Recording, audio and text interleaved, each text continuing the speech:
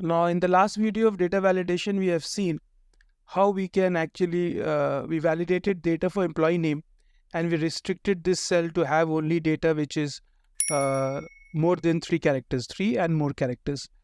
We have given input messages and error messages, whereby we have informed the employee about the validations in this cell, and if an error occurs, a customized message is also displayed.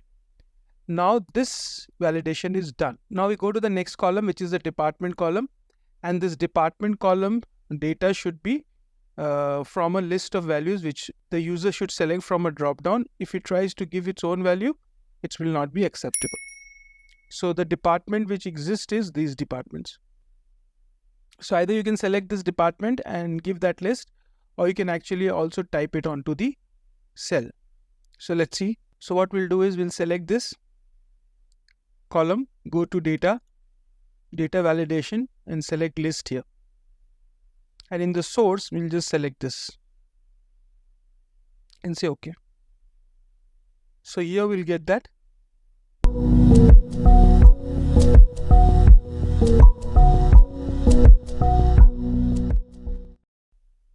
Validation. So if anybody tries to enter some record which is like this, not accept. So it has to select from the list. Now similar kind of validation is also there in the job. So job, I'll also select, go to data validation and list, and this is the list. So this way I've created the list in department and job from where I can select the data, and input message and error alert I've already shown, so you can put an input message and error when you are doing your own worksheet. Okay, so this is the source and say OK. So from here I can select whatever I want to select, right, as the job. So this and this also done. So let me just highlight that. Salary should be between 5,000 and 10,000. So how will that validation be done? What we'll do is we'll select this cells again, go to data, go to validation. Here we'll select whole numbers because salary needs to be in whole number. We are not giving decimal salaries like 55,010 and all those stuffs. So let's see.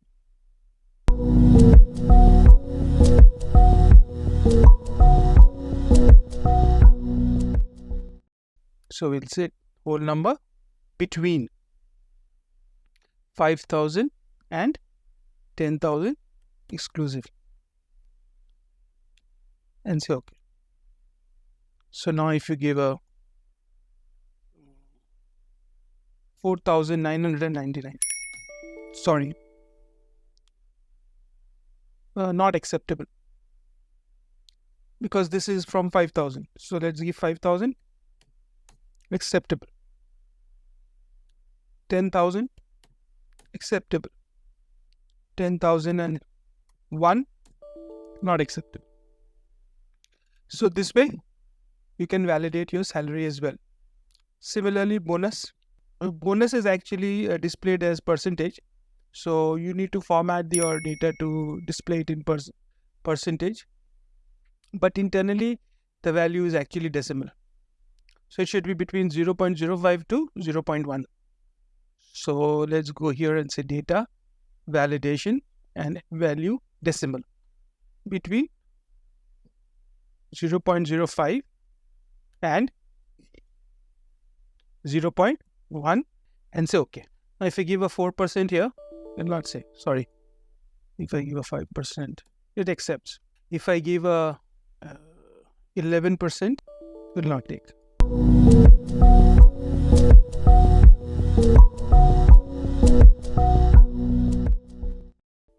But if I give a 10%, it will take. So this way I have put the validations for my bonus as well.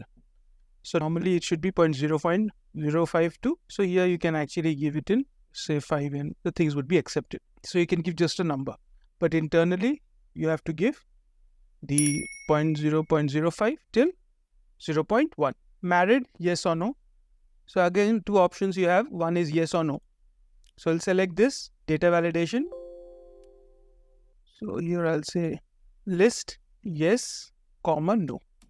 So here, since I don't have a list from where to select from in the database, so I can have two values, yes, comma no. That's it.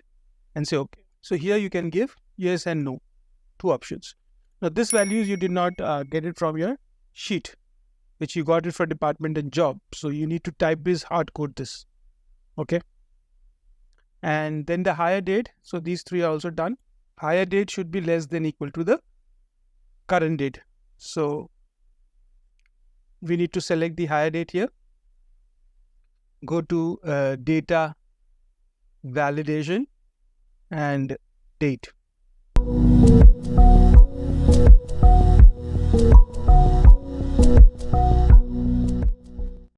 It should be less than equal to, is equal to today function, right? And say okay. So now if you give a value like 0101 2020 2022 or 2023, it is acceptable because it is less than the current date. But if I give something like 12 or 0909 2023, it says sorry, because it is, you're giving a value which is more than the current date. So you can't give or hire people for future. So you have hired already a person and you're entering a date, or you have hired him today and you're entering the date today. So whatever be the reason, that validation rule might change. But again, a higher date is less than equal to current date is what we have set our validation for this. So how do you set that? Again, I'll just show it. Select this, go to data validation, less than or equal to today. Today is the function which returns the current date, and say okay.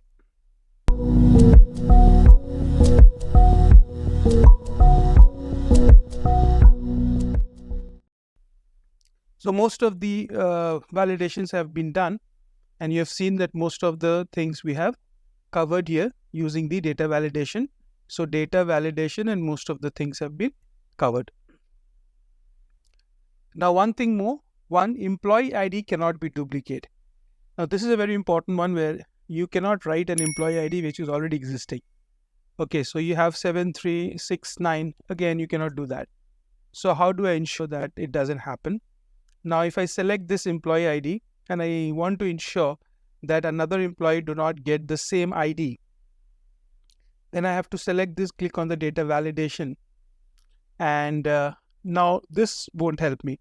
So I have to write a formula which is custom formula, and in the custom formula I have to say is equal to COUNTIF. Now if you see COUNTIF here, you don't get any support from Excel. You need to remember the parameters. So if you remember, you can just check it out, that COUNTIF takes two parameters.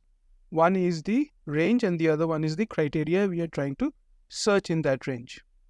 So my range is this, and my criteria to search in that range is this.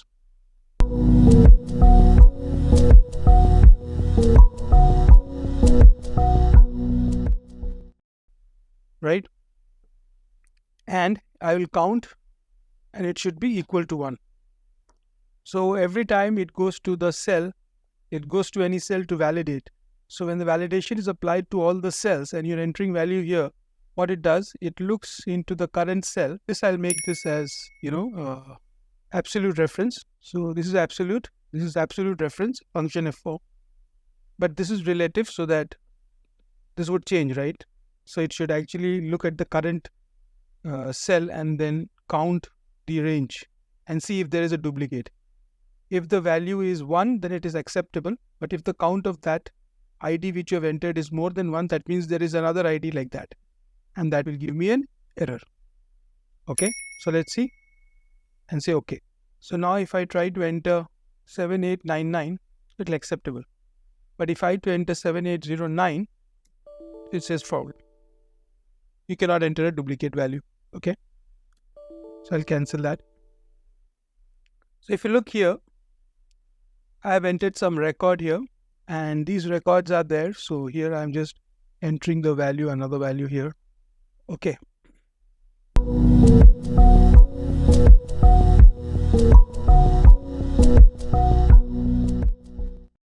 So these validations are all done. And I hope you've understood how these validations are done. Now, before we started, there was some data already there, right? And these data were not actually correct. So 30% is not correct. Yes is not correct. 4,000 is not correct. It was accounting is okay. Accounting was there. So this is not correct. There was some data already existing before the validations. So those data are not checked. Only the future data which you enter will be checked. So when you're applying data validations on a cell which has existing data, then those existing data would not be checked for the value. Only the future data which you go to and enter, those data would be checked. So how will you know if there are certain records which are not following the validation rule? So you need to go and check each one of them. So Excel has given you a tool by which it will select those data for you and highlight those data for you and tell you that, see, these are the data which is not following your validation rule. So to do that, we go to data, validation, and here circle invalid data. So what we do, we select this and we say validation, circle invalid data. So it says these are the data which are invalid. So this is invalid. Why? Because it is duplicate. This is invalid. Why? Because it is having less than 3 characters.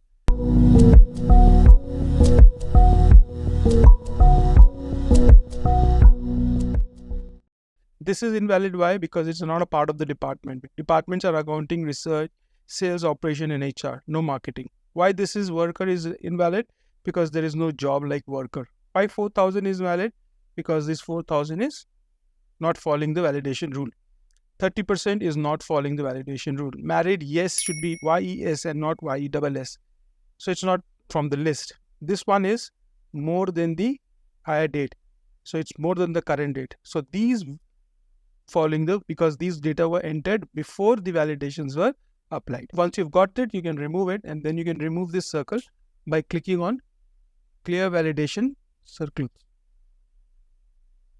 And that is how it works. So I hope this data validation and how it works, and we have seen most of the things. If you can just go through them once again, you will understand how things are working.